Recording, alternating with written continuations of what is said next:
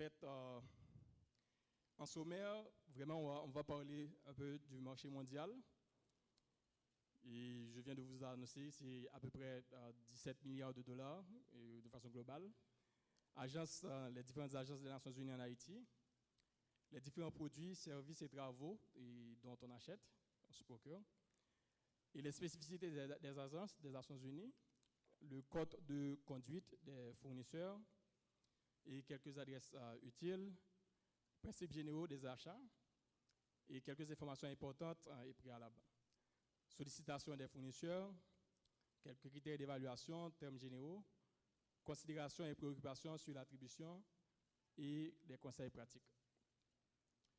Je vous disais tantôt, et ça, ce sont les chiffres du dernier rapport de 2018, où le marché mondial du système onusien totalise 18,8 milliards de dollars.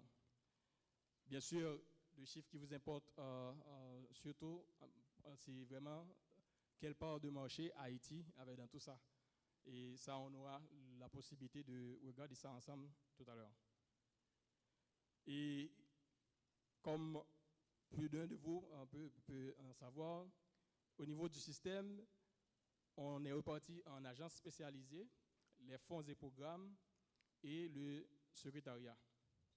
Bon, chaque agence, bien sûr, a des mandats distincts et vraiment dans des domaines spécifiques. Là, on parle en domaine politique, économique, social, scientifique, humanitaire et technique. Ça, c'est un peu pour vous expliquer l'ensemble du système, comment ça fonctionne. Je ne sais pas si vous pouvez voir facilement. Laisse-moi mettre en votre présentation. C'est bon? OK.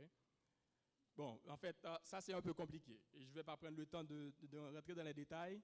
Je pense là, en ayant plus ou moins les différentes agences en Haïti, vous comprenez un peu ce que ça représente. Et vraiment, il y a à peu près 17 à 18 agences actives en Haïti. Un peu les produits, services et travaux dont on achète dans le système. Ce sont, comme vous pouvez constater, les véhicules, équipements électroniques, fournitures de bureaux, et pneumatiques, équipements solaires, pour ne citer que cela. Et parmi les services, on peut également voir services de loyer, et services d'impression, déménagement, nettoyage et tout autre service non listé. Il faut dire que cette liste n'est pas vraiment exhaustive. Et pour les travaux, on a des travaux d'infrastructure, construction en génie civil, travaux de réhabilitation, construction de bâtiments, il faut dire tout type de travaux. Et chaque agence, je disais tantôt, a ses propres besoins de biens, de services et travaux. Vous allez comprendre, les besoins de l'UNICEF ne sont pas censés les mêmes que les besoins du PNUD, de l'UNOPS ou autres. Et ça se comprend. Et chaque agence effectue ses propres activités d'achat. Suit des principes communs en ce qui concerne les règles et réglementations et règlements des achats. Et vraiment, le système travaille d'arrache-pied pour que d'ici 2 ans, là je dis 2021, pour qu'on ait des processus communs au lieu d'aller sur le marché, chaque agence fait leur propre processus de passage de marché. En ce moment, on pourrait faire des processus consolidés.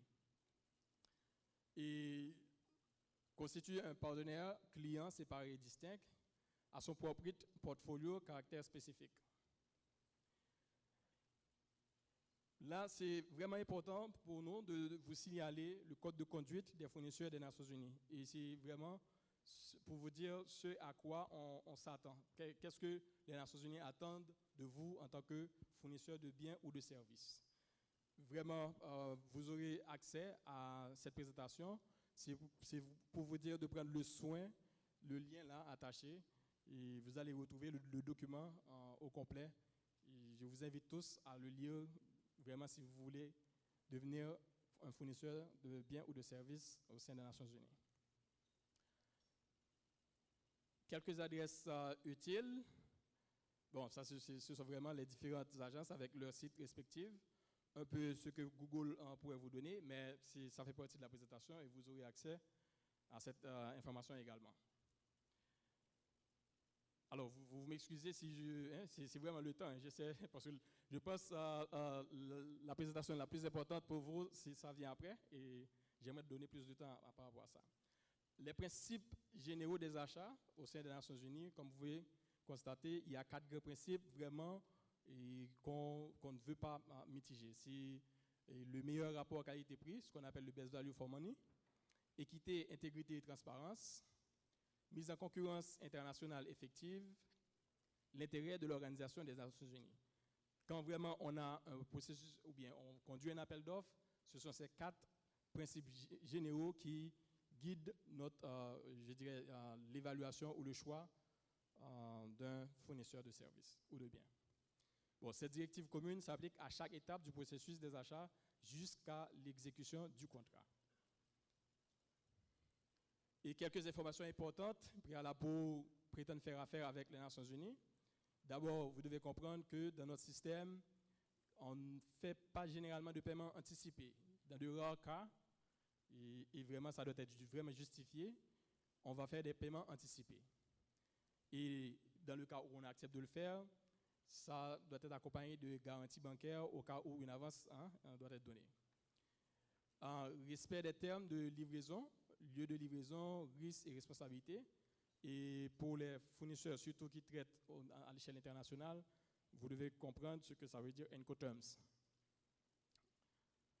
Acceptation des conditions générales des Nations Unies pour la fourniture de biens, de services et de travaux. Ça, c'est une condition sine qua non pour faire affaire avec les Nations Unies. Exemption de droits de douane et de taxes. Ça c'est pour vous dire que nous, on ne paie pas de taxes sur quoi qu'on achète. Hein. Il y a des cas bien spécifiques et pour certains pays, comme le Pérou, où on doit inclure la taxe, mais c'est toujours un accord avec le gouvernement pour arriver à avoir, et c'est même une exception, parce que normalement, on ne sommes pas censés payer la taxe. Sollicitation des fournisseurs et comment vraiment on trouve, ou bien c'est quoi notre marché, notre source pour puiser et nos fournisseurs. Et publication des documents de sollicitation sur les sites des différentes agences, ça c'est une première source. On a les fournisseurs enregistrés dans la base de données des agences des Nations Unies, sur le marché global des Nations Unies, ça on va voir tout à l'heure. Des alertes automatiques sur demande UNGM, on va voir tout ça un peu après. Et nous, en Haïti, on a le quotidien comme le Nouvelliste, et des fois le National et d'autres. Des sites internet comme par exemple JobPow, les missions commerciales, chambres de commerce ou autres, les ambassades, tout ça. Échange d'informations avec d'autres agences des Nations Unies, par exemple une agence qui a déjà fait un processus, on peut bien contacter cette agence pour savoir quels ont été les fournisseurs proposés ou du moins qui ont participé. Et performance précédente des fournisseurs en service, c'est-à-dire on va toujours se focaliser sur quelqu'un qui avait donné un bon service dans le temps et de les inviter. Quels sont les documents de sollicitation qu'on pratique au sein des Nations Unies? Et ça, je parle de façon générale. Chaque agence pourrait avoir des seuils différents, mais on a environ 4 types de sollicitations qu'on fait. C'est le shopping, comme vous pouvez constater, c'est vraiment à très faible valeur. Demande de cotation, un peu plus que de shopping, mais toujours processus non formel. Invitation à soumissionner, ce qu'on appelle dans notre langage appel d'offres, et demande de proposition qui vraiment, ce sont des processus formels. Et en termes de documentation, de sollicitation, on va voir, pour le shopping, on a dit c'est quelque chose de vraiment simplifié, et ça peut se faire même par téléphone. Et ça peut être local tout comme international, mais ça a toujours tendance à être local, vu le montant vraiment à moins que c'est pas possible de retrouver ce bien ou service localement. On pourrait aller à l'échelle internationale.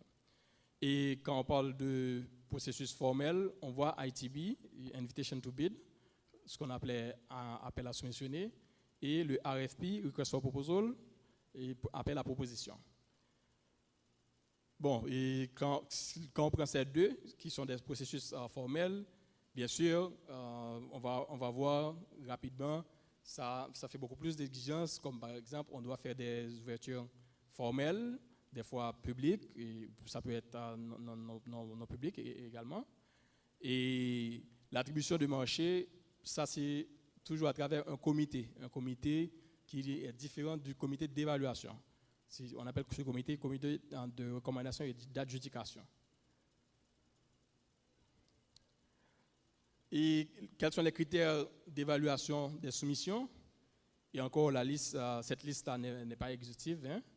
C'est l'acceptation des termes de paiement des Nations Unies. Je vais vous mentionner ça tantôt. C'est de 30 jours après avoir reçu le bien ou les services. Les termes de livraison, il faut les respecter. Et ça a rapport avec les Incoterms. Conformité aux exigences techniques.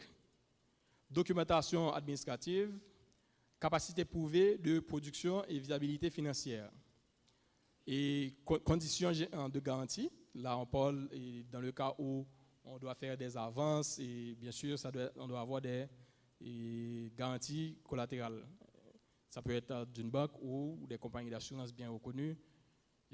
Mais normalement, au sein des Nations Unies, on préconise d'avoir des garanties avec des banques. Service après-vente approprié, contrat de référence précédent. Et prix, comme vous remarquez, on parle coût du cycle de vie. Et pourquoi il y a des considérations qu'on doit faire, c'est pas seulement par exemple, j'achète un bien aujourd'hui, je dois voir en termes de service après-vente, en termes je dirais même, accessoires nécessaires pour faire fonctionner ce bien, combien que ça coûte, et là, on regarde le tout avant de prendre une décision. Et les termes et conditions communs et généraux, vraiment, alors pour chaque catégorie, on a des termes et conditions différents, par exemple pour des biens, pour des services ou travaux. Et dans ce lien, on a toute une panoplie là de termes et conditions existants. Considération encore sur l'évaluation et l'attribution du marché. On a intégrité au niveau des dossiers. Ça, c'est pas quelque chose qu'on plaisante avec.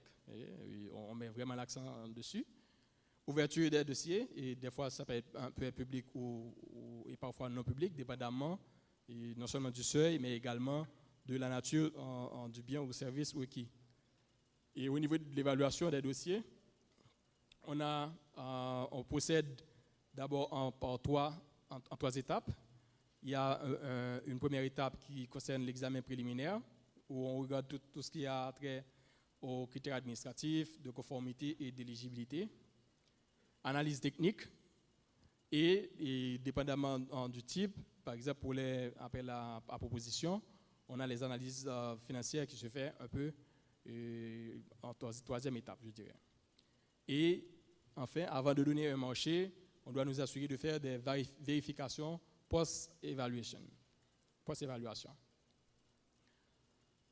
Des considérations encore sur l'attribution, évaluation pour des ITB RFQ.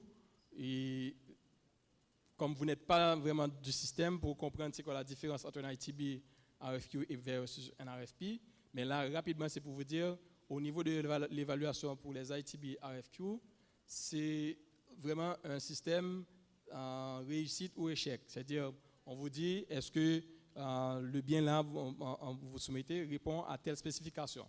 Par exemple un ordinateur, est-ce que on vous demande à ce que ça soit minimum 2 gigs RAM, est-ce que c'est ça ou c'est pas ça?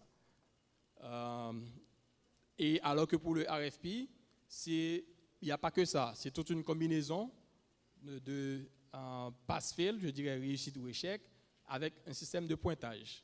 C'est ça la différence entre le invitation à soumissionner et appel à proposition pour nous. Et comme vous pouvez regarder, il y a des pondérations, et dans notre cas, généralement, on préconise 60-40, c'est-à-dire 60% pour le volet technique et 40% pour le volet financier.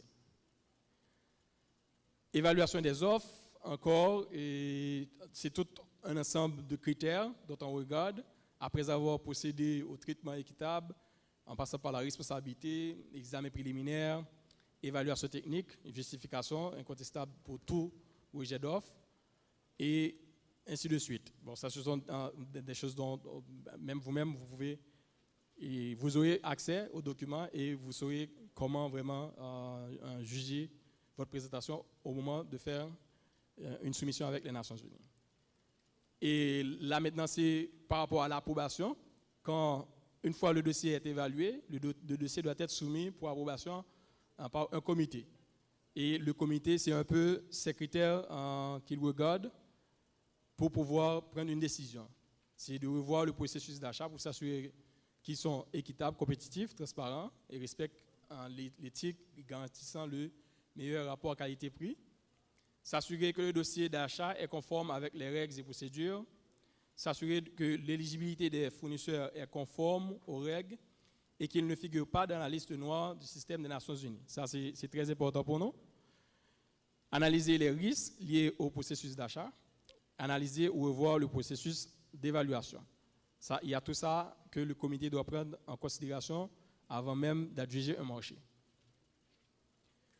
Et quelques motifs de rejet de dossier quand c'est soumis à l'approbation. C'est surtout les offres incomplètes, des offres frivoles, et je ne sais pas si je dois donner un peu de détails sur offres frivoles, mais vraiment, quand le fournisseur ne prend pas le soin de bien préparer leur offre, hein, c'est ce qu'on appelle offre frivole.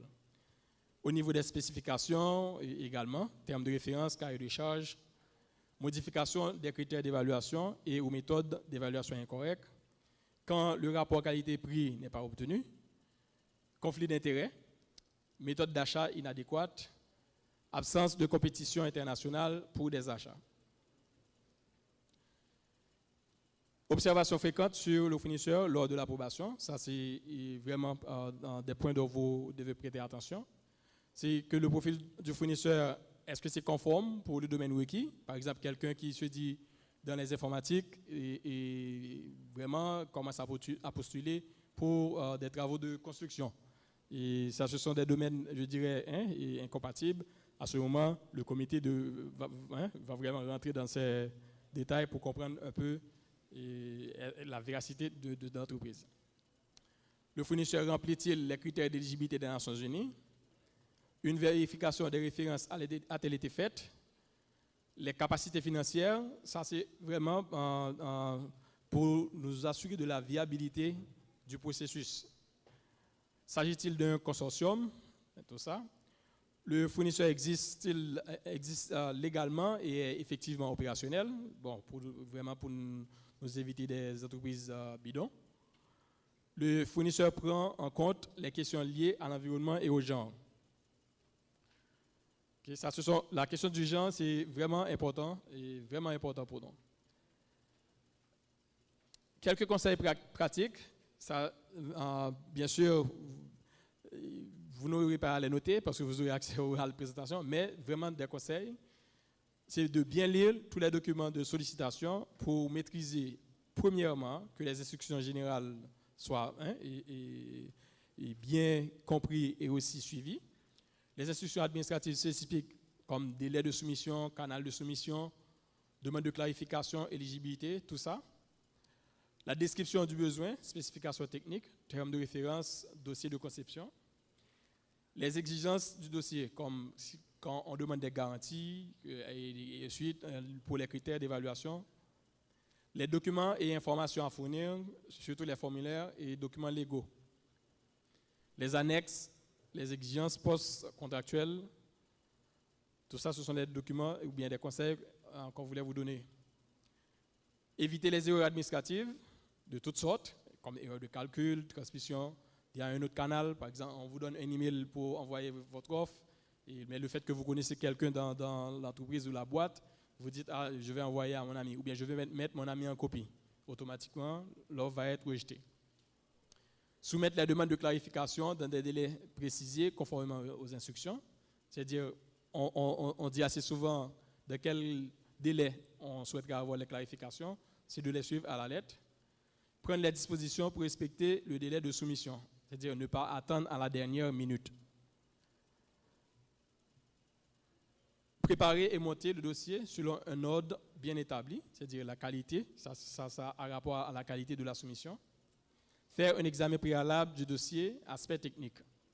Et vraiment demander un debriefing si nécessaire. C'est-à-dire, si votre compagnie n'est pas retenue après avoir participé à un processus d'appel d'offres, vous avez droit de demander des comptes. Hein, et c'est pour votre formation. Ça vous permettra de comprendre ou de connaître les failles de votre proposition pour qu'à l'avenir, vous faites mieux. Et c'est vraiment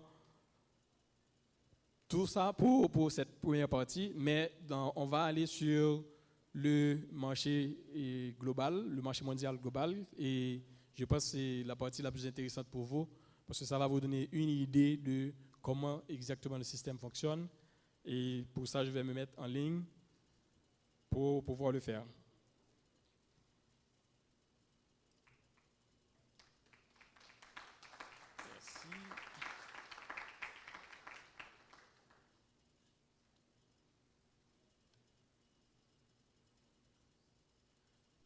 J'espère que l'Internet ne va pas nous faire faux bon.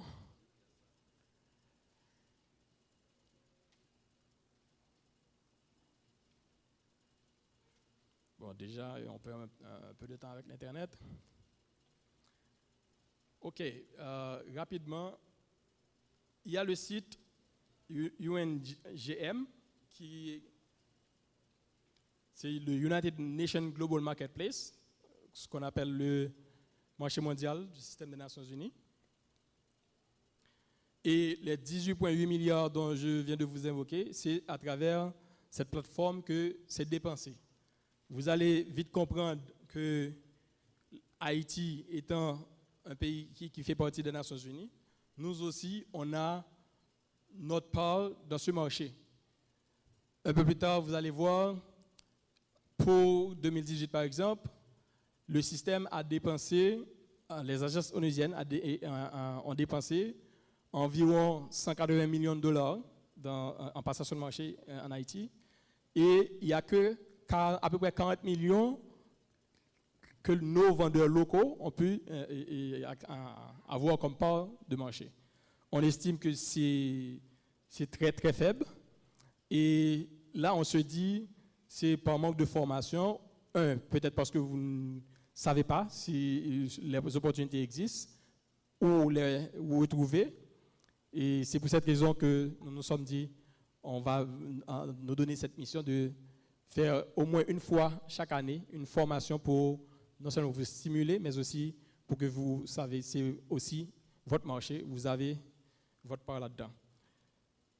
On va... Oh my God.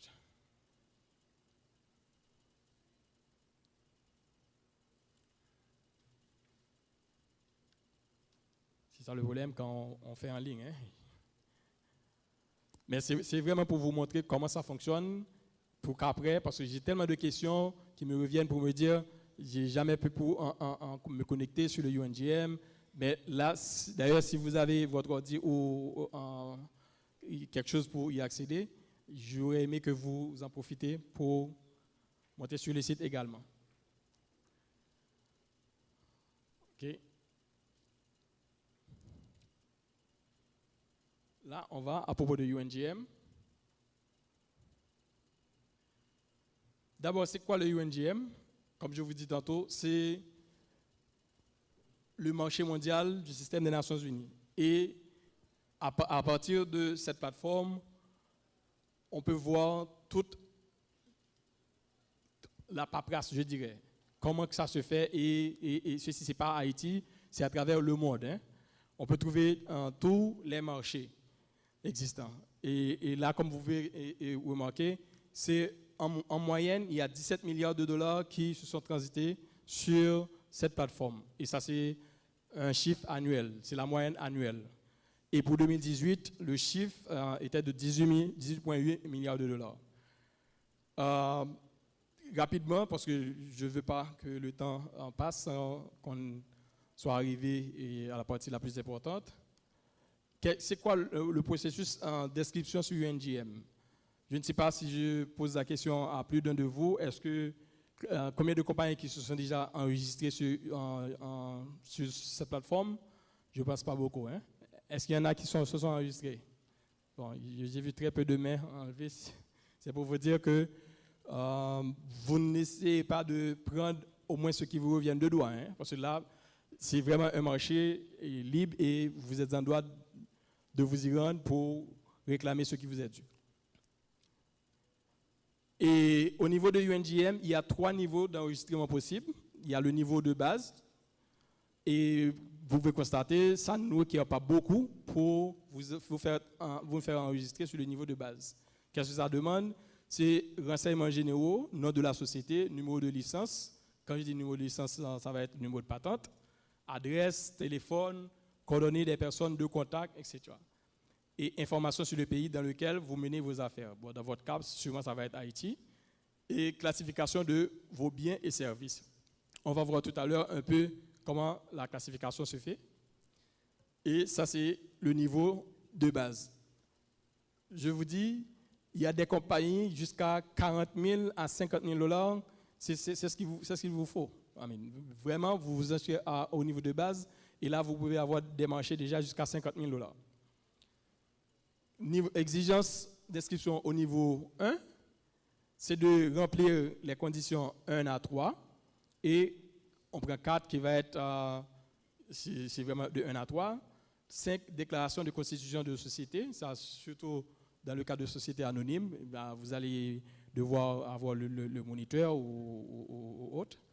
Coordonnées et adresses courriel d'au moins 3 références indépendantes, c'est-à-dire autre que vous-même, vous devez fournir 2 ou 3 entreprises qui vous connaissent. C'est-à-dire, si vous êtes une compagnie, c'est normal à ce qu'au moins vous traitez avec d'autres entreprises qui vous font confiance et que vous vous donnez comme référence.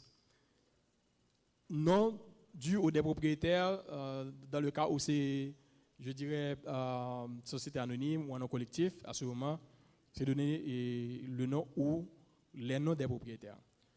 Déjà, c'est un enregistrement au niveau 1 et là, on peut aller jusqu'à $1 million d'adjudication du marché pour niveau 1. Et si on prend le niveau 2, qui exige qu'on remplisse les conditions 1 à 7, et en plus de ça, il faut des lettres de référence de 3 clients, au lieu de 2, maintenant ça passe à 3, aux sociétés non affiliées et indépendantes avec qui vous travaillez. Et là, vous rentrez vraiment il faut fournir les documents financiers comme votre bilan et ainsi de suite. Regardez bien, c'est jusqu'au niveau 3 qu'on fait vraiment de grandes exigences, par exemple d'avoir des rapports financiers audités et choses comme ça. Mais à part ça, vous pouvez vous enregistrer pour les 2 premiers niveaux sans problème. Et c'est comme vous essayez de créer n'importe quel compte, une fois que vous remplissez la forme en ligne, et bien sûr, il y a des différents niveaux de statut. Par exemple, une fois c'est soumis, et le système va vous dire c'est en cours. Et s'il y a des informations manquantes, on va vous demander de les mettre et ça va être soumis. Et une fois que tout est OK, les vérifications faites au niveau du système, c'est enregistré.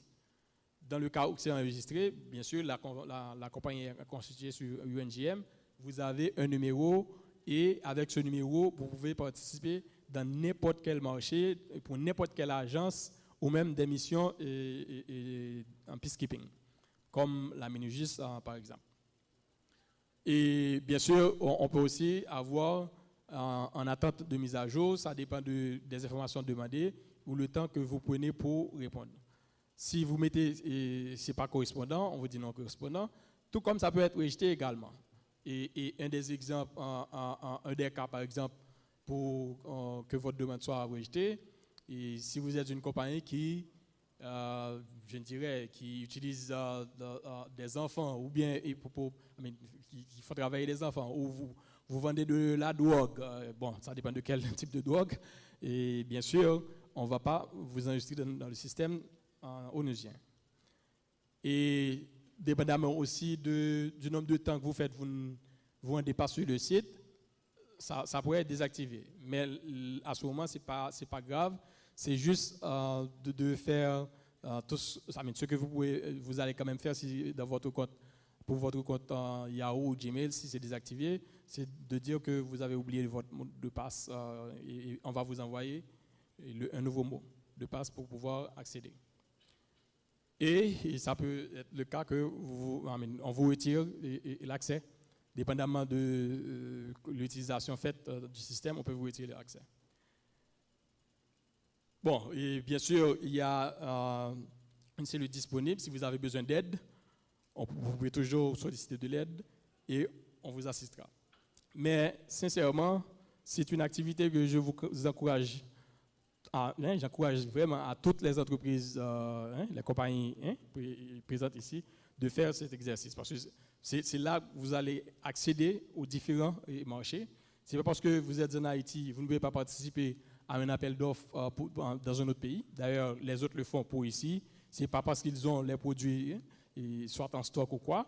Qu'est-ce qu'ils font? C'est vraiment un peu de réseautage, networking.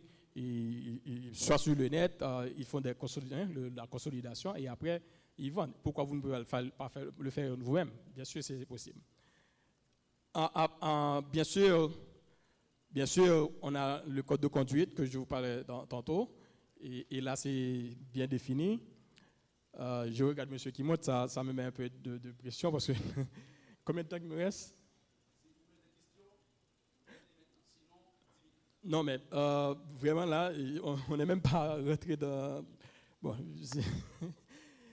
en fait, laisse-moi voir quelle est la partie la plus importante. Essayons vraiment de voir les opportunités de marché. Essayons de rentrer un peu dans les opportunités commerciales. Je suis sûr que c'est ce qui vous intéresse un peu le plus. Et juste en passant, pour vous dire, il y a des entreprises qui participent dans des processus et après, qui disent on ne nous dit jamais si on gagne ou bien c'est quoi le résultat. Le système maintenant, c'est comme automatique. Vous participez dans un appel d'offres, une fois que c'est terminé, vous allez sur le site, vous pouvez voir vous-même quelle compagnie qui a gagné et c'est quoi le montant du marché adjugé. Malheureusement, l'Internet n'est pas aussi rapide que... Mais quand même, je voulais vous montrer un peu les marchés qui sont disponibles pour Haïti et ça par agence, un peu pour vous montrer comment vous pouvez en profiter. Et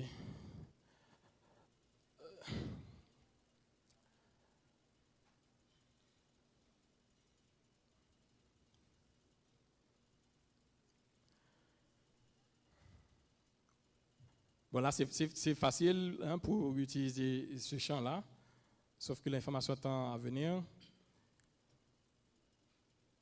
OK. Si vous regardez dans ce tableau, ce sont tous les pays avec toutes les agences confondues. On parle de PNUD, UNICEF, UNOPS et par pays. Et dans vos recherches, vous avez jusqu'à, par exemple, si je mets UNOPS ici, et je vais mettre Haïti pour être plus spécifique.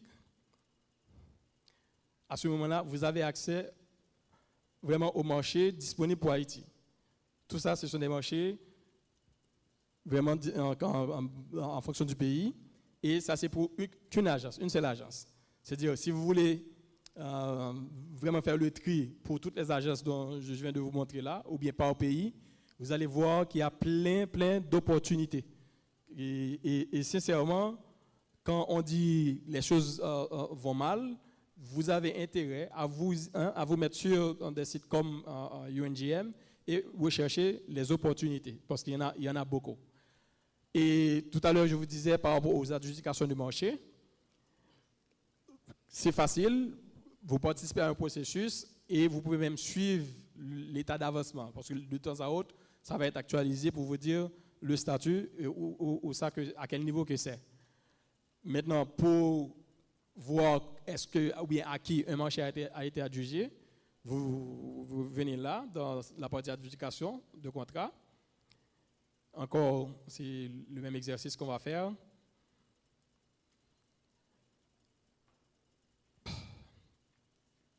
OK. Là, je vais dans recherche avancée pour dire, bon, dépendamment de... Encore, je prends le même exemple. encore Haïti. Là, vous pouvez voir, ça ce sont un peu les marchés avec les vendeurs haïtiens. Hein, et vraiment. Et si vous voulez voir qui est-ce qui a gagné le marché, vous cliquez sur le marché. Ça vous dit exactement qui a gagné et la date à laquelle le contrat a été adjugé et le montant. Si vous dire que c'est vraiment facile, l'utilisation du site est aussi très pratique. Maintenant, quelque chose important, et je sais dans quelques minutes qui me restent, à moins que vous voulez en profiter pour les questions, mais je crois que c'est aussi important pour vous dire, il y a un service d'alerte également, Tender Alert Service. C'est quoi cette alerte? C'est-à-dire, vous pouvez enregistrer votre compagnie, mais si vous voulez avoir ou bien recevoir cette notification automatique, il y a un service payant de $250 par année. Qu'est-ce que ça fait? Ça vous dit exactement quand un appel d'offres est rentré. Disons, vous êtes dans le matériel informatique. Dans n'importe quel pays, une agence des Nations Unies souhaiterait acheter un ordinateur, vous recevez automatiquement un alerte qui vous dit il y a un appel d'offres pour matériel informatique. C'est l'avantage vraiment d'avoir ce service d'alerte. Et je n'aurai pas le temps de rentrer dans chaque composante pour vous dire comment vous abonner, mais ça s'explique de par soi-même. Hein. C'est même pas la peine de rentrer trop. Et centre de connaissances, c'est surtout en interne qu'on l'utilise, pas trop pour vous. Et là, je n'aurai pas le temps de regarder le rapport dont je vous parlais, je vous parlais tout à l'heure, les 18,8 milliards de dollars, mais je vous conseille tous de prendre le temps de regarder le rapport et voir vraiment les différentes opportunités. Donc peut-être vous ratez, vous avez raté, hein, et de vous dire à l'avenir comment vous positionner. Ça, c'est très important. Et je vais juste vous montrer comment télécharger le rapport. Après, vous pourrez le faire vous-même. Hein. Et c'est là, 2018 report.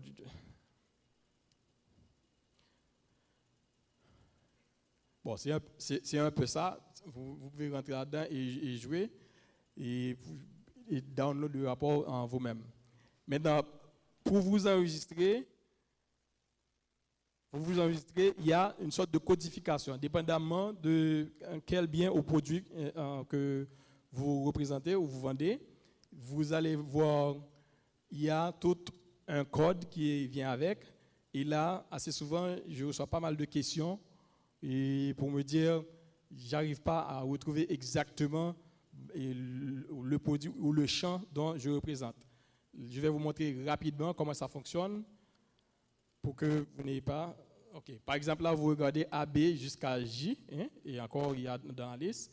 Vous regardez bien, quand on a Raw Materials, Chemical, Paper and Fuel, il y a une flèche à côté. Si vous cliquez dessus, ça va vous donner une liste. Par exemple, hein, ça vous donne une liste avec une codification, 1 million et quelques. Là, dans fourniture, encore, il y a une liste. C'est détaillé. Regarde, animaux vivants. Là-dedans, jusqu'à ce que vous retrouvez exactement votre catégorie. Bétail, il y a là, et là, c'est finalisé. À ce moment, vous avez chat, chien.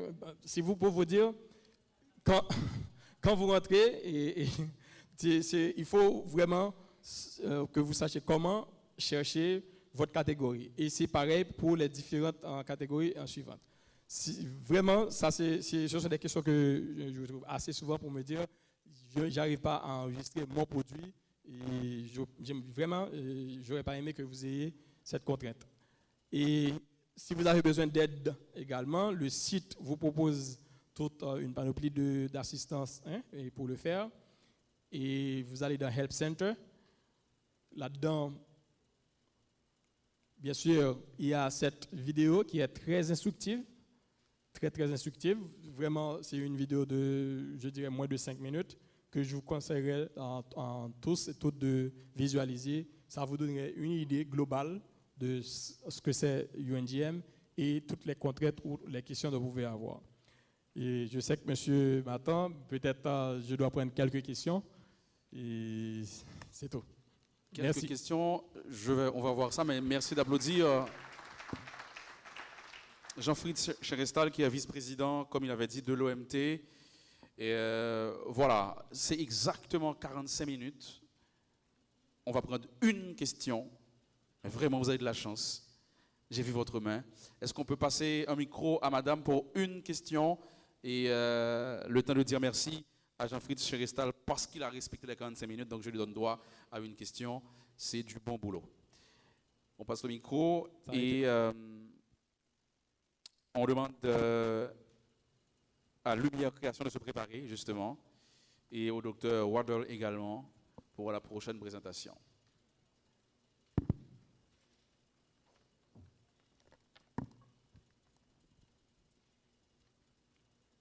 Voilà, ça va aller un petit peu vite pour la question. Je demanderai justement à Jean-Fritz Cherestal de me faire l'honneur d'être bref aussi dans la réponse. On y va. Merci, Monsieur Cherestal, pour votre présentation. Merci de la chance qui m'est accordée de poser la question. Donc, je dois être très efficace et je vais en poser 3 questions. Donc, ma première question, est-ce qu'il faut être une entreprise enregistrée sur votre site pour répondre à vos appels d'offres? Deuxièmement, je représente une chambre de commerce et je travaille en matière de consultante en responsabilité sociale d'entreprise.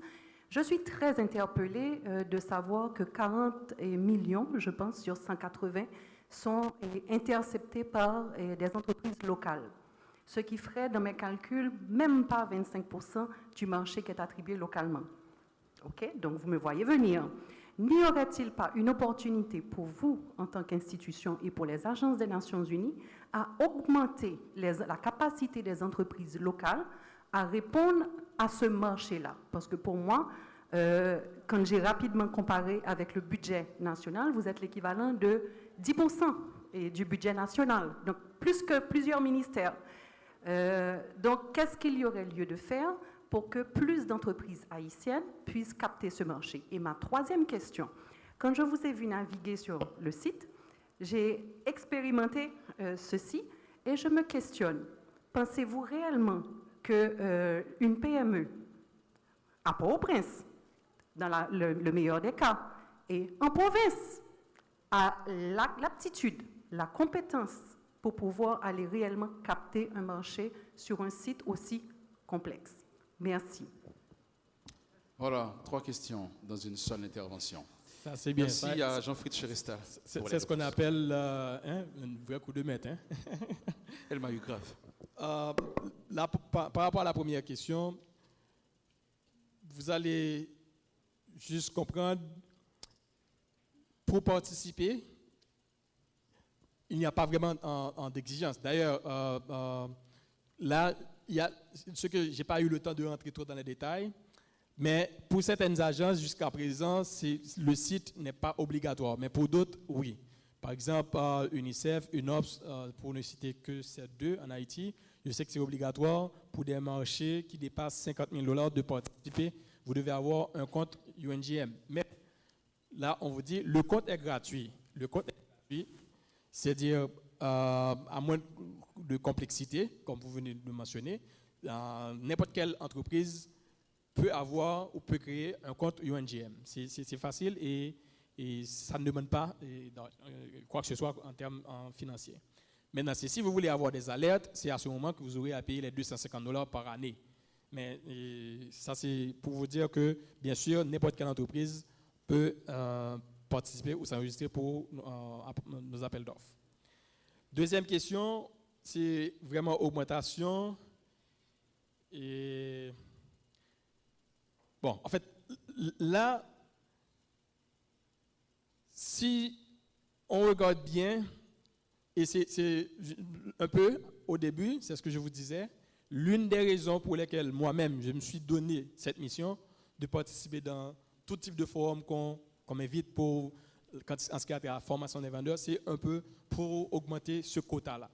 Et je vous dis, en tant qu'Haïtien, je ne me sens pas fier du tout de voir, on achète presque autour de là-bas pour des produits locaux, des fois. Ça ne fait aucun sens. Et le pire dans tout ça, il y a des vendeurs internationaux qui font alliance, soit en consortium avec des vendeurs locaux, pour pouvoir vendre leurs produits locaux. Alors que, mais il y a une sorte de désintéressement, vraiment, et par rapport aux vendeurs locaux. Et je suis là pour vous inciter, pour vous stimuler.